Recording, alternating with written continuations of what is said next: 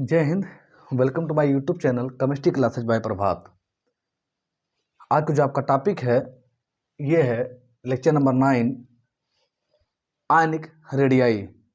हमने पिछले वीडियो में देखा था एटॉमिक रेडियाई के बारे में तथा variation of atomic radii in groups and period, जिसको हमने नियर अबाउट 3-4 लेक्चर में कंप्लीट किया था। टोटल अभी तक हम 8 वीडियोज़ को अपलोड कर चुके हैं।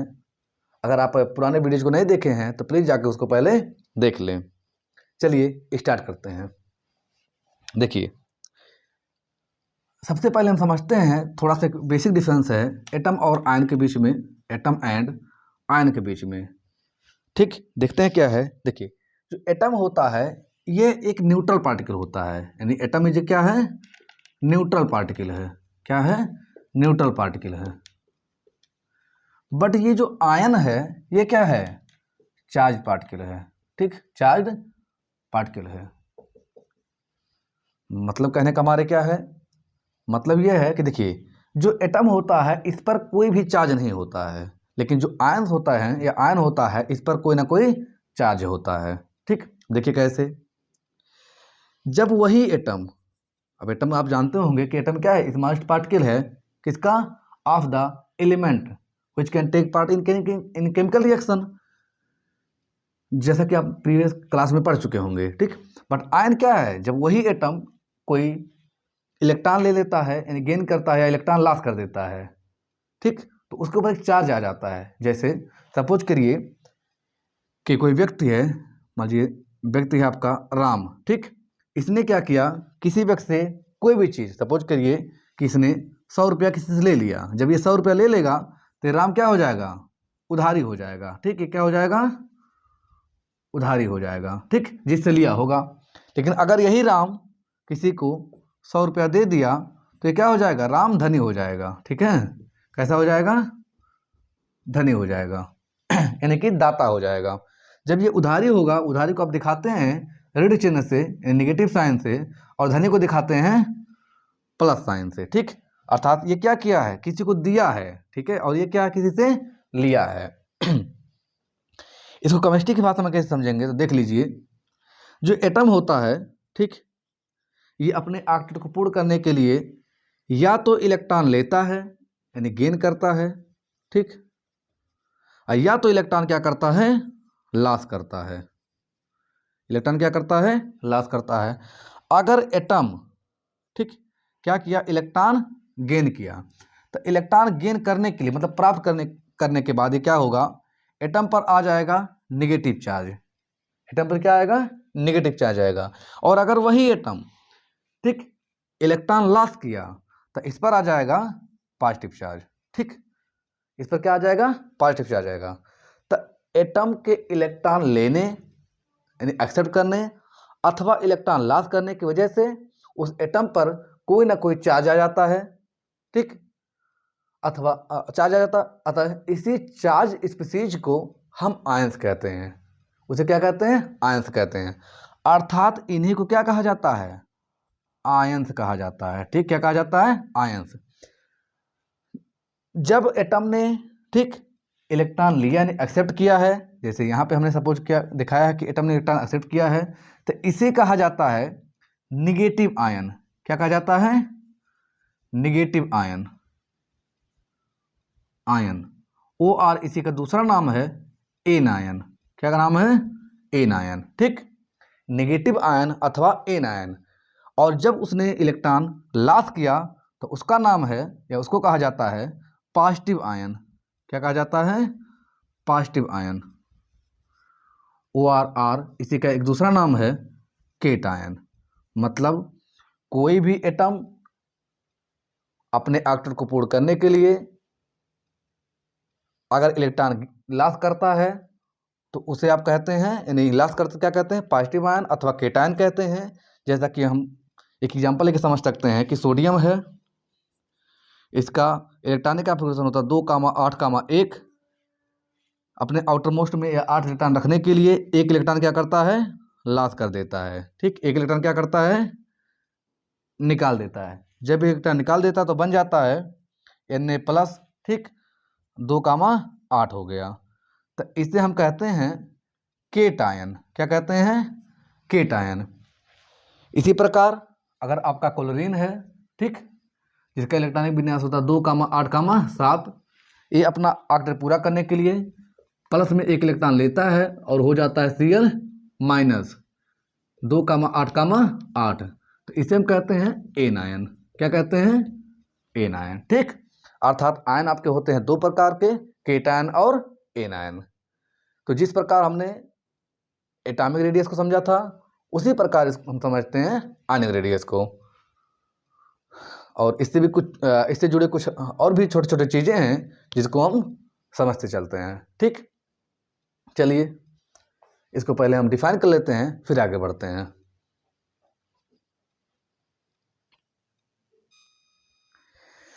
चलिए देखते हैं। देखिए, ये जो आपका आयनिक रेडियाई होता है, ठीक, तो सबसे पहले हम क्या करते हैं, अपने समझने के लिए एक आयन को दिखा लेते हैं, ठीक। जैसे आपका ये सोडियम है, इसने क्या किया है, इलेक्ट्रॉन लॉस किया है और बन गया है सोडियम प्लस, ठीक। तो इसको हम इलेक्ट्रॉनिक कॉन्फ़िगरेशन इसका देख लेते हैं, ठीक है। तो ये हो जाता है 2,8,1 और ये हो जाता है 2,8, ठीक।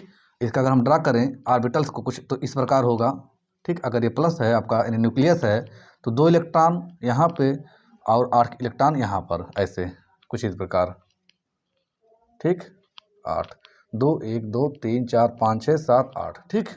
देखिए, जो आपका आयनिक रेडियाई होता है वो एक डिस्टेंस है, यानी आयनिक रेडियाई क्या है, डिस्टेंस है। कहाँ से, इस न्यूक्लियस से लेकर के इस न्यूक्लियस का इफेक्ट यानी प्रभाव या इन्फ्लुएंस है उस इलेक्ट्रॉन क्लाउड तक जहाँ तक कि वो इलेक्ट्रॉन पाया जाता है। जैसे कहने का मतलब ये है कि ये जो इलेक्ट्रॉन है ये आपका आउटर मोस्ट सेल में पाया जाएगा, तो आउटर मोस्ट सेल से तथा इस न्यूक्लियस से के बीच की जो दूरी होती है, डिस्टेंस होता है, अर्थात ये डिस्टेंस, इसे कहा जाता है आयनिक रेडियाई, ठीक। यानी रेडियस ऑफ प्लस अथवा माइनस। तो चूंकि ये मेटल है, सॉरी मेटल कह रहे हैं, ये पॉजिटिव चार्ज है, मेटल तो है ही, लेकिन ये क्या है, पॉजिटिवली चार्ज, जैसा केटायन है तो ये रेडियस ऑफ केटायन हो जाएगा, ठीक।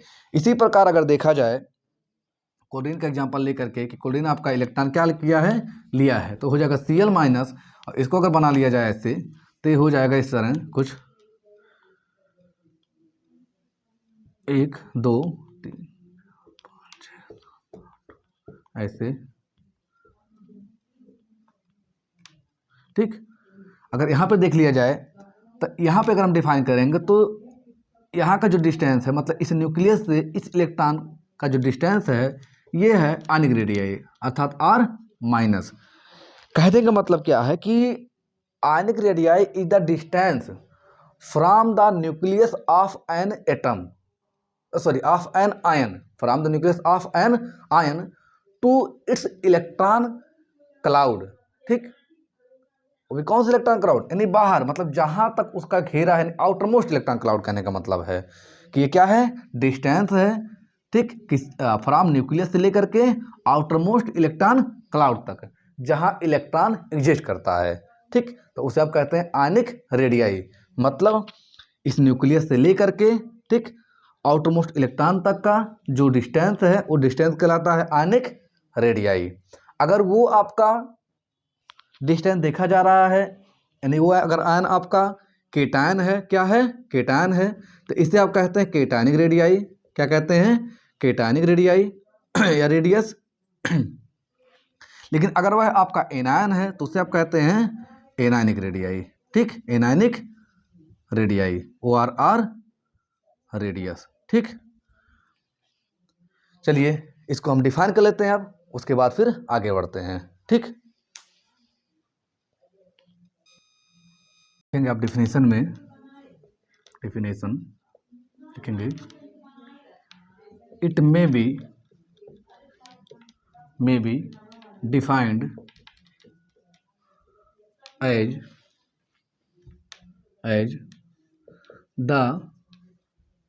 the distance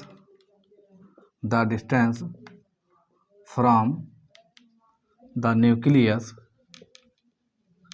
from the nucleus of an ion to of an ion up to which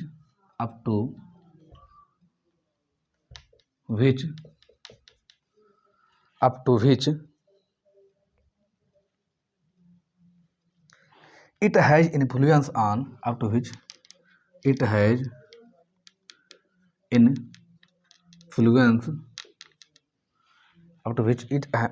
influence on its electron cloud on its electron cloud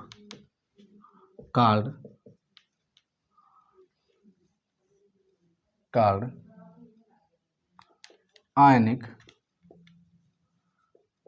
radii. ठीक, called ionic radii. एक बार repeat कर देते हैं, हमने क्या लिखा, इट मे बी डिफाइंड, इसको इस प्रकार परिभाषित किया जा सकता है, the distance from the nucleus of an ion, किसी भी आयन के, ठीक, न्यूक्लियस से लेकर के, ठीक, of an ion up to which it has influence on its electron cloud. मतलब ये जो आपका आयन है, मान लीजिए अगर, ठीक, इस आयन के न्यूक्लियस से लेकर के इस इलेक्ट्रॉन तक का जो इसका प्रभाव है, यानी कि जो डिस्टेंस है, वही क्या है, एटॉमिक रेडियाई है। तो उसे आप क्या कहते हैं, कॉल्ड आयनिक रेडियाई है। इसे आप क्या कहते हैं, आयनिक रेडियाई। ठीक, अब देखिए, अगर यही आपको डिफिनीशन लिखना हो केटायन के लिए, तो वहाँ पर आप क्या लिख देंगे, वहाँ पे आप लिखेंगे it may be defined as the distance from the nucleus of an ion. ठीक, तो आयन की जगह पर आप क्या लिख देंगे, वहाँ लिख देंगे आप केटायन, अर्थात यहाँ लिखेंगे केटायन, और अगर ये एनायन है तो यहाँ लिख देंगे एनायन। बस इतना खाली आपको चेंज करना है, अर्थात ये दोनों के लिए कॉमन डेफिनेशन हो गया। ठीक, इसका एक डेफिनेशन और है, उसको भी हम लिख लेते हैं। चलिए, तो उसका दूसरा डेफिनेशन देख लेते हैं, जो थोड़ा इजी है। ठीक, वो क्या है, लिखेंगे आप, it is the distance between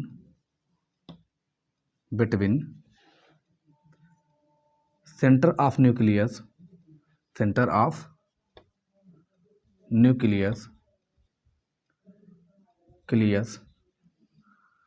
and a center of nucleus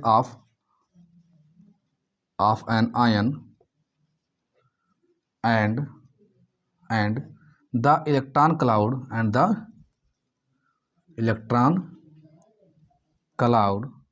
ठीक, अभी कौन सा इलेक्ट्रॉन क्लाउड, अब लिखेंगे आउटरमोस्ट इलेक्ट्रॉन क्लाउड। कौन सा, आउटरमोस्ट, ठीक, आउटरमोस्ट इलेक्ट्रॉन क्लाउड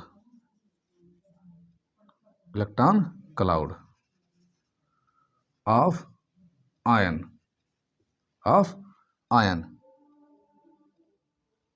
ठीक, फुल स्टॉप। क्या लिखा हमने लिखा it is the distance between the centre of nucleus of an ion and the electron cloud. अभी कौन सा electron cloud, outermost electron cloud of ion. मतलब जो आपका आयन है, उस आयन के न्यूक्लियस से आउटरमोस्ट इलेक्ट्रॉन का जो क्लाउड है, सबसे दूरी तक जहाँ तक इलेक्ट्रॉन क्लाउड है, जिसको ये कवर कर रहा है, कौन, न्यूक्लियस, ठीक, उनके बीच की जो डिस्टेंस है, वो क्या है आपका, वो कहलाता है आयनिक रेडियाई। ठीक, चलिए, तो इसको आप नोट डाउन कर लीजिए, फिर हम आगे बढ़ते हैं, कर लीजिए। चलिए, अब इससे जुड़े हुए कुछ इंपॉर्टेंट पॉइंट समझ लेते हैं। ठीक, देखिए, चूंकि जो आपका इलेक्ट्रॉन क्लाउड होता है न्यूक्लियस के अराउंड सराउंडिंग में, ये सर्टन नहीं होता है, जिसकी वजह से आयनिक रेडियाई कैलकुलेट करना भी थोड़ा इजीली नहीं होता है। ठीक, तो आप लिखेंगे since the electron cloud around the nucleus is not is not, yeah, around the nucleus cannot be determined with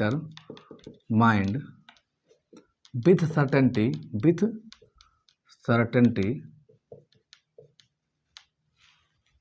therefore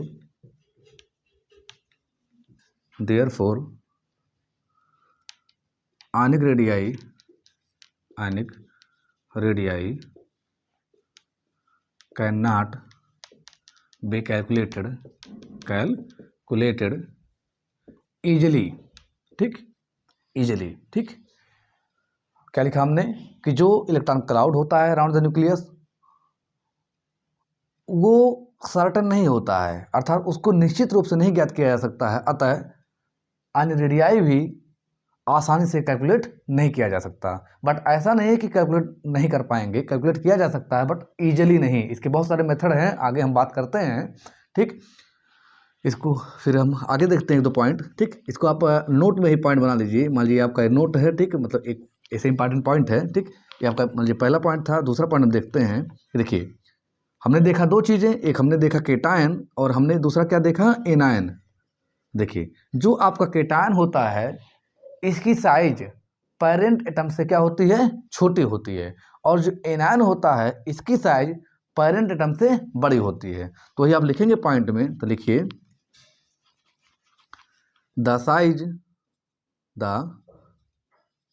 of cation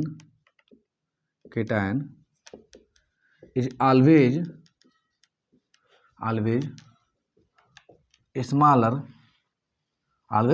smaller than that of parent atom, ठीक। ऐसा क्यों होता, क्योंकि देखिए केटायन का मतलब होता है रिमूवल ऑफ इलेक्ट्रॉन, ठीक। फॉर एग्जांपल देखते हैं, मान लीजिए हम इसको समझने के लिए, देखिए मान लीजिए एग्जांपल हमारा है सोडियम, ठीक। हमने क्या कहा कि केटायन का मतलब क्या होता है, रिमूवल ऑफ इलेक्ट्रॉन। मतलब केटायन कब बना, जब कोई भी इलेक्ट्रॉन किसी भी एटम से रिमूव हुआ होगा, तो चूंकि इलेक्ट्रॉन रिमूव हुआ है ना कि प्रोटॉन, और आप जानते हैं कि प्रोटॉन और इलेक्ट्रॉन के बीच में एक फोर्स ऑफ अट्रैक्शन एग्जिस्ट करता है, ठीक, जिसकी वजह से वो बाउंड यानी कि बंधे रहते हैं एक दूसरे से, ठीक। तो अगर हम एग्जाम्पल के तौर पर समझे सोडियम को, तो जो सोडियम है आपका, इसमें होता है जनरली 11 इलेक्ट्रॉन होता है और 11 प्रोटॉन भी होता है। कहने का मतलब कि 11 प्रोटॉन 11 इलेक्ट्रॉन को बाउंड किया रहता है, बाधा रहता है, ठीक। अब अगर इसी सोडियम से एक इलेक्ट्रॉन निकल जाएगा तो बचेंगे कितने इलेक्ट्रॉन, 10 इलेक्ट्रॉन। बट प्रोटॉन तो अभी भी इलेक्ट्रॉन 11 ही है। इसका मतलब क्या है कि इलेक्ट्रॉन निकलने से प्रोटॉन पर कोई इफेक्ट नहीं पड़ता, प्रोटॉन उतना ही रहता है। जब प्रोटॉन उतना ही रहेगा तो इसका जो फोर्स ऑफ अट्रैक्शन है जो इलेक्ट्रॉन पे लग रहा है और ज़्यादा हो जाएगा, यानी स्ट्रांग हो जाएगा। अब ये और ताकत से खींचेगा, जब और फोर्स से खींचेगा तो ये जो इलेक्ट्रॉन है और पास आने लगेंगे, यानी कि उसका जो क्लाउड में घेरा है और पास आ जाएगा, ठीक। जैसे आप गुब्बारे में से हवा निकाल दीजिए, ठीक है, तो गुब्बारा पचकता हुआ चला जाएगा, यानी उसकी साइज घटती हुई चली जाएगी। गुब्बारा क्या होगा, पचकता हुआ चला जाएगा, ठीक है। कुछ इसी प्रकार इसमें भी है, ठीक, कि ये आपका न्यूक्लियस है और ये इलेक्ट्रॉन को मान लीजिए ऐसे बाउंड किया था, ठीक है। पहले ये जो है ऐसे 11 प्रोटॉन 11 इलेक्ट्रॉन को खींचा था, अपनी तरफ खींच रहा था इसको, किसको, इस इलेक्ट्रॉन को। लेकिन जब एक इलेक्ट्रॉन निकल गया तब ये अब 11 में 10 बचा, यानी कुछ इस प्रकार हो गया, ठीक।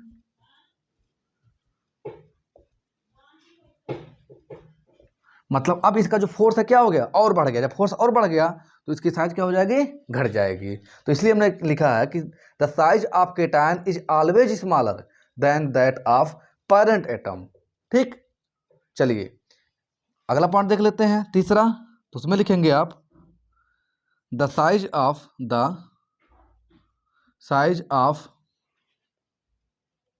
एनायन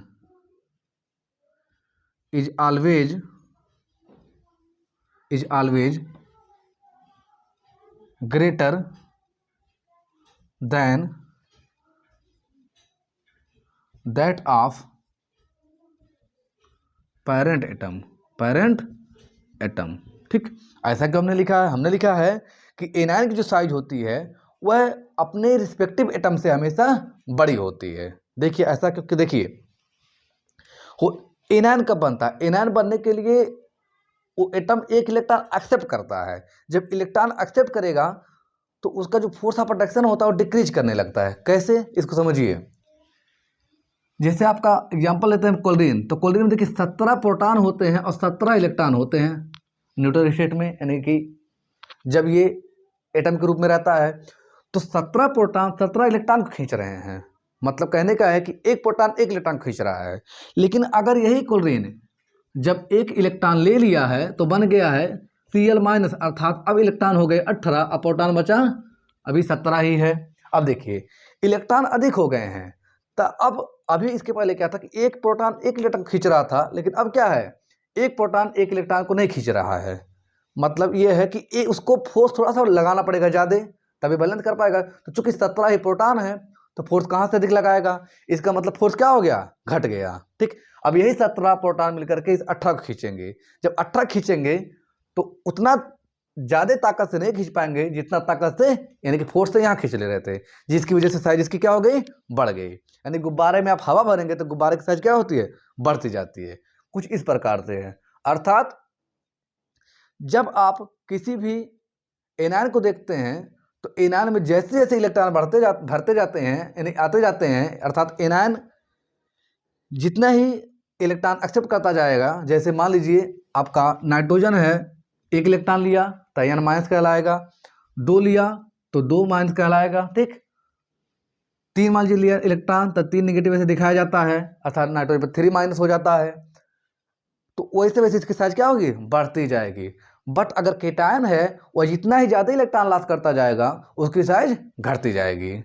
क्यों, केटायन में फोर्स ऑफ अट्रैक्शन बढ़ेगा बट एनायन में फोर्स ऑफ अट्रैक्शन घटेगा। ठीक, तो यहाँ तक अगर समझ लिए हैं तो नोट डाउन कर लीजिए, फिर आगे बढ़ते हैं, कर लीजिए।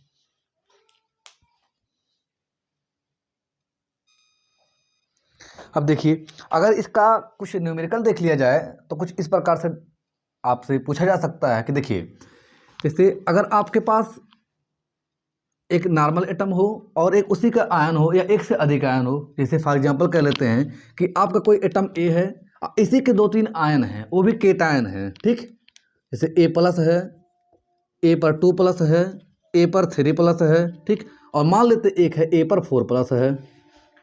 इनको अगर अरेंज करना हो इनकी डिक्रीजिंग आर्डर में विथ रिस्पेक्ट टू साइज, तो आप कैसे अरेंज करेंगे।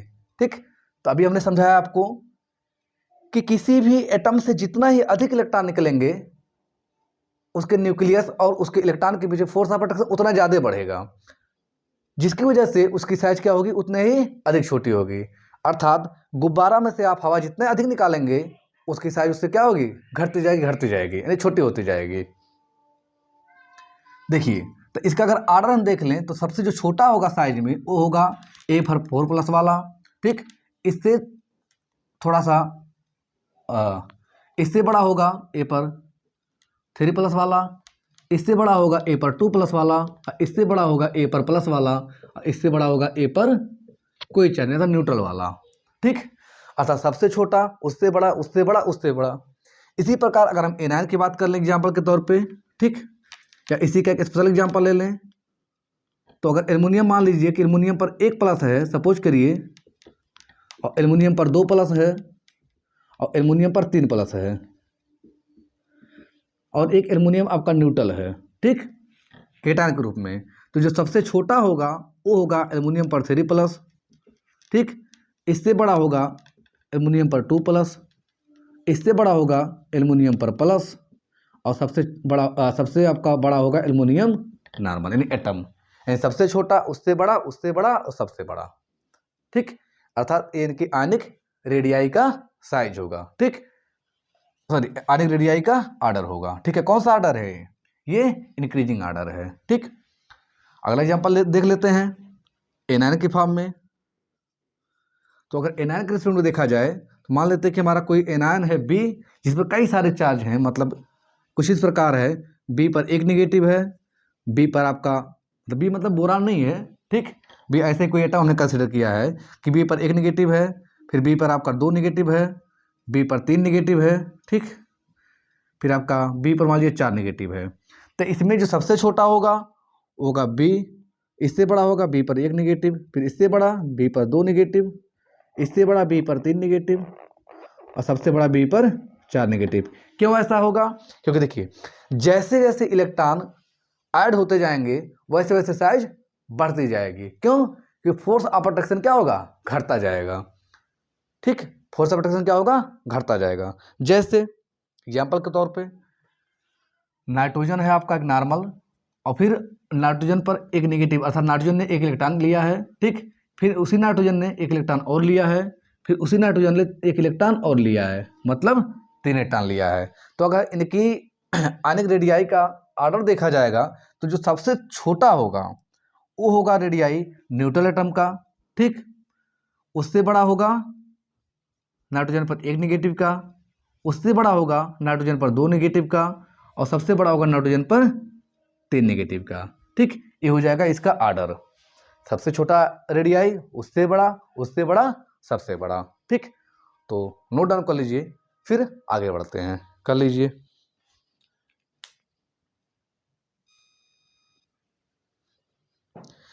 चलिए अब देखते हैं इसका वेरिएशन, अर्थात पीरियोडिक टेबल में टॉप टू बॉटम मूव करने पर या लेफ्ट टू राइट मूव करने पर इसमें क्या चेंजिंग आता है। तो आप हेडिंग बनाएंगे variation of ionic radii in groups and period. ठीक, इसमें पहला आप हेडिंग बनाइए इन ग्रुप्स। इन ग्रुप्स देखिए जिस प्रकार से आपका atomic radii top to bottom move करने पर बढ़ता था, उसी प्रकार से आपका आयनिक रेडियाई भी टॉप टू बॉटम मूव करने पे बढ़ता है। ठीक, तो आप इसी को लिख लीजिए। देखिए बढ़ता क्यों है? कि देखिए जब आप टॉप टू बॉटम मूव करते हैं तो नंबर ऑफ सेल बढ़ते हैं, तो नंबर ऑफ सेल बढ़ने की वजह से जो आपका इलेक्ट्रॉन है वो तो बढ़ता ही बढ़ता है, यानी एटॉमिक नंबर बढ़ता ही बढ़ता है, बट वो इलेक्ट्रॉन एक्स्ट्रा सेल में आते हैं। ठीक, मतलब सेम सेल में नहीं आते हैं। ऐसा प्रिंसिपल क्वांटम नंबर चेंज होता है। प्रिंसिपल क्वांटम नंबर चेंज होने पर क्या होता है कि इलेक्ट्रॉन बढ़ते हैं और सेल भी बढ़ते हैं, बट जेड इफेक्ट अर्थात न्यूक्लियर चार्ज नहीं बढ़ता है। ठीक है, न्यूक्लियर चार्ज क्या होता है? नहीं बढ़ता है, बट शील्डिंग इफेक्ट बढ़ता है, जिसकी वजह से आयनिक रेडियाई या एटॉमिक रेडियाई बढ़ती है। ठीक, तो जो आपका कॉन्सेप्ट एटॉमिक रेडियाई के लिए है वही कॉन्सेप्ट क्या आपका आयनिक रेडियाई के लिए है। ठीक, तो चलिए लिखते हैं इसमें। अब लिखेंगे on moving top to bottom in any group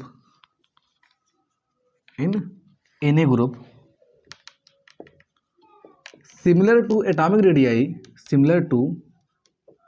atomic radii ionic radii also increases. ठीक, हमने क्या लिखा? टॉप टू बॉटम मूव करने पर एटॉमिक रेडियाई की तरह आयनिक रेडियाई भी क्या होता है? इंक्रीज करता है। तो आप लिख लेंगे, ब्रैकेट में लिख सकते हैं इसको, रीजन क्या? ठीक, because with increase in atomic number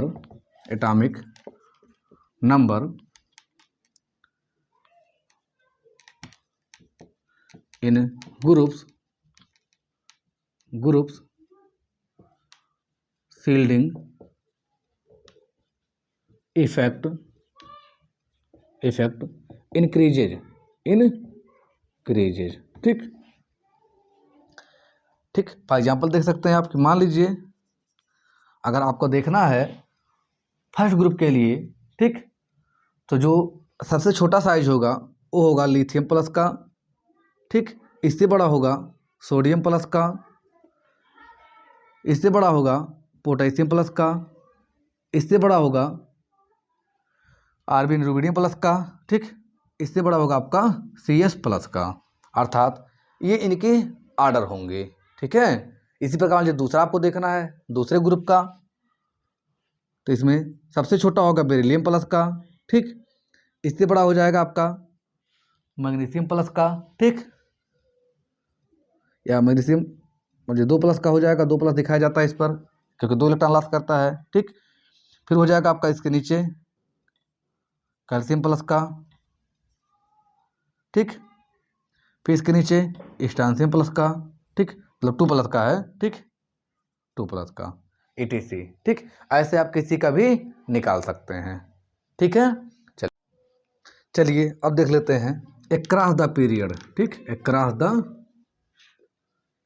period, ठीक, पीरियड में क्या होता है। तो जिस प्रकार हम एटॉमिक रेडियस में देखे थे कि लेफ्ट टू राइट मूव करने पर जेड इफेक्ट का मान बढ़ता है जिससे एटॉमिक रेडियस घटती है, उसी प्रकार से आयनिक रेडियस भी घटती है इसमें भी, ठीक, लेफ्ट टू राइट मूव करने पर। तब लिखेंगे on moving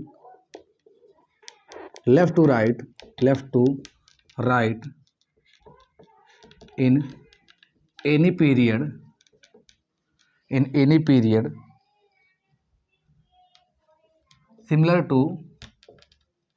similar to atomic radii, ionic radii also decreases because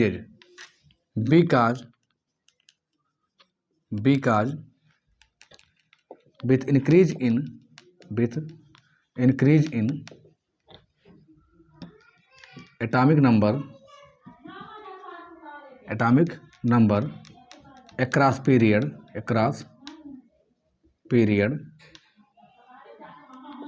Z effect increases, ठीक।